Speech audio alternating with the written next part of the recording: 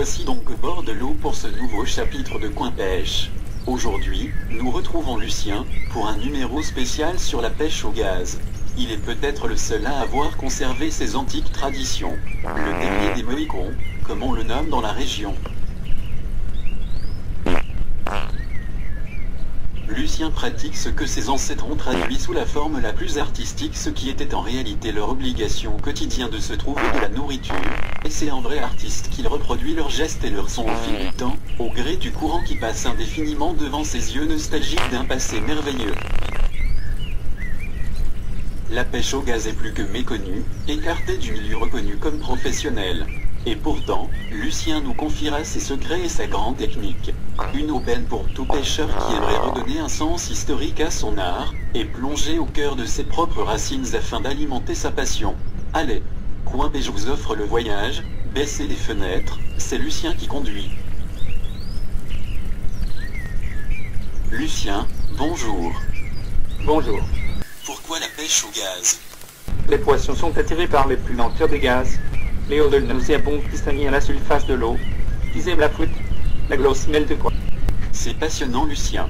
Mais alors, comment gazer le poisson pour faire une bonne pêche? C'est facile. Il faut se placer en fonction des vents et lâcher les premières caisses dès le début. Faut pas lésiner sur la quantité. Combien de temps l'odeur met-elle pour atteindre notre cible? Le paix ne se propage pas à la vitesse du son. Sinon, il serait senti dès qu'il est entendu. La vitesse de propagation du paix dépend des conditions atmosphériques telles que l'humidité, la température, la vitesse du vent et sa direction, de la masse moléculaire des composants du paix, et bien sûr, de la distance entre l'émetteur et le récepteur. Les paies sont soumis à une dispersion plus ou moins hémisphérique à partir de l'orifice émetteur, de sorte que l'intensité de l'odeur décroît environ comme le carré de la distance, sauf conditions particulières. Généralement, si le paix n'est pas détecté dans les secondes statistiquement entre 13 et 20 secondes qui suivent son émission, il sera trop dilué pour être perçu et se perdra définitivement dans l'atmosphère, contribuant de manière minime à l'augmentation de l'effet de serre. Il existe cependant des circonstances exceptionnelles, notamment si le paix est émis par un temps sans aucun vent. Ces circonstances limitant la possibilité de dispersion du paix, ce dernier peut être perceptible pendant une période longue, jusqu'à ce qu'il finisse par se condenser et se fondre dans l'eau.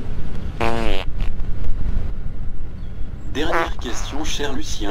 Cette incroyable méthode de pêche donne-t-elle un goût au poisson pris, une fois dans l'assiette?